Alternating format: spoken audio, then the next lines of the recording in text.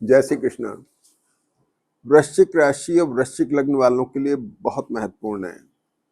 आइए बात करते हैं क्यों। सबसे इंपॉर्टेंट चीज इस राशि में मंगल और केतु की पोजीशन है। दूसरी पोजीशन गुरु सूर्य की है। तीसरी इंपॉर्टेंट पोजीशन शुक्र का सप्तम में बैठना और 14-15 तारीख में वर्गोत्तम में जाना। ठीक है ना। 12 से शुक्र वर्गोत्तम में है वृषभ में और 14 जुलाई तक है। तो आपको पहला दिन जैसे इस वीक में मिलता है, शुक्र वर्गोत्तम में है, शनि पंचम में आके बहुत अच्छी पोजीशन पे है। सबसे इंपॉर्टेंट जो है राहु केतु की युति आपकी 4th और 10th हाउस में आने से बहुत इस जन्म पत्री को मजबूत बना रही है। मंगल वृश्चिक नवांश में आ रहे हैं। मंगल वृश्चिक नवांश में आ रहे हैं 17 जुलाई से। राशि मंगल की है, आपको थोड़ी मजबूती देगी। वृश्चिक नवांश मंगल का अपना नवांश है। प्रोफेशन को लेके, आपकी पोजीशन को लेके स्ट्रेंथ देगी, ताकत देगी। सेकंड हाउस पर गुरु की दृष्टि है। धन के लिए थोड़ा सा चिंता बनी हुई है लगातार। चिंता भी क्यों बनी हुई है?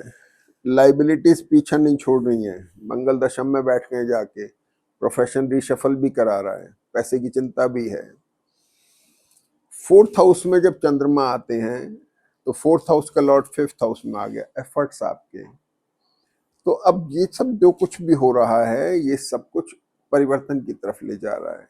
देखिए, कुंभ राशि में चंद्रमा आते थोड़ा सा कंफ्यूज स्टेट जा सकती है, लेकिन प्रोफेशन को लेके कंसर्न बता रहे हैं। चतुर्थ में राहु के साथ चंद्रमा ट्रेवल भी करा सकते हैं, जो फायदेमंद होती है। एसेट को लेकर रिशफल भी करा सकते हैं। ठीक है ना। तो अष्टम से बैठ के गुरु की भी दृष्टि उस चंद्रमा पर होगी, तो एसेट को लेके कंसर्न भी हो रही है। चंद्रमा जैसे ही मीन राशि में आते हैं, भाग्य के अंदर ये बहुत अच्छी पोजीशन आपकी होती है और आप 16, 17 और मैं तो कहूँगा दोनों दिन अच्छे निर्णय लेके अपने प्रोफेशन के बारे में या किसी और उसमें एक अच्छा आप फायदा ले सकते हैं। एजुकेशन के रिलेटेड लोगों के लिए भी ये चंद्रमा मीन राशि का बहुत अच्छा। अगर इस बीच में कोई एग्जाम आपका आ गया, आपको सफलता मिल सकती है। अब इसमें सबसे इंपॉर्टेंट चीज क्या है? मंगल बड़े इफेक्टिव हो गए राहु केतु के बीच में आके।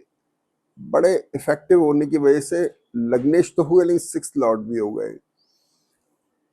10th हाउस में जाके बैठ के, तो 10th हाउस प्रोफेशन और आपके बिजनेस का हो गया। उसमें चेंजेस आना, उसमें एक जकड़न आना, उसको लेके कंसर्न होना, उसके साथ एक लड़ाई जिद्दोजहद होना।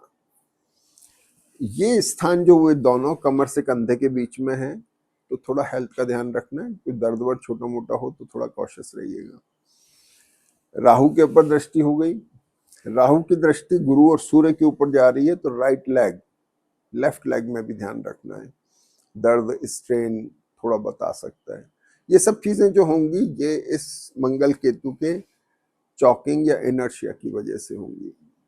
इंटेस्टाइन में थोड़ा सा तकलीफ की वजह से सब चीजें हो सकती हैं।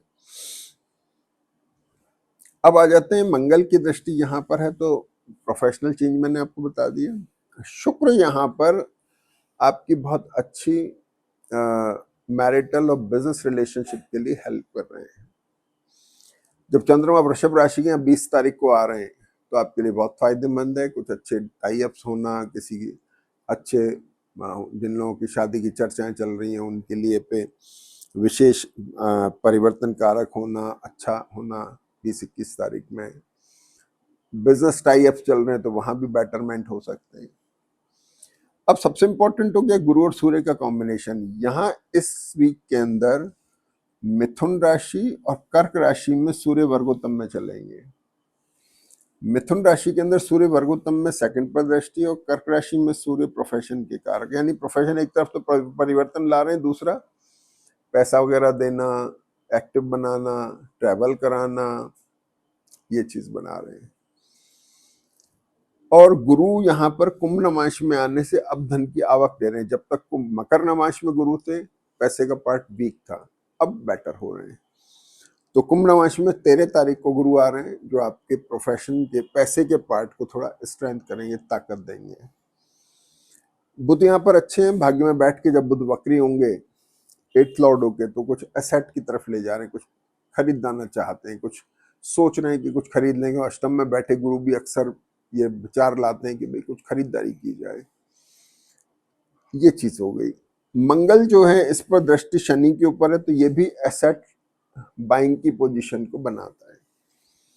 बुध भाग्य के बुध लाभेश के स्थान पर यहाँ वक्री हुए, ये एक अच्छी साइन है। और बुध को ये मंगल सूर्य ताकत भी दे रहे हैं, अच्छा साइन है। अब आ जाते हैं हम 12th हाउस के ऊपर। ये लॉर्ड यहाँ पर आ रहे हैं। मैरिटल रिलेशनशिप में और बिजनेस रिलेशनशिप में थोड़ा सा केयरफुल रहना है, एक्सट्रोवर्ट नहीं बनना है, ठीक है ना। तो ये सारी प्लैनेटरी पोजीशन जो है आपके लिए बेटरमेंट की तरफ है। खासतौर पर वृश्चिक लग्न के लिए बड़ी इंपॉर्टेंट पोजीशन है। वृश्चिक लग्न के मंगल केतु की पोजीशन की वजह से वृश्चिक लग्न के लिए ये वक्त बहुत बढ़िया है, और वो चाहें तो कुंभ, मीन और मेष के चंद्रमा में बहुत अच्छे रिजल्ट ले सकते हैं। आप प्रयास करिए, आपको निश्चित सफलता मिलेगी। जय श्री कृष्ण।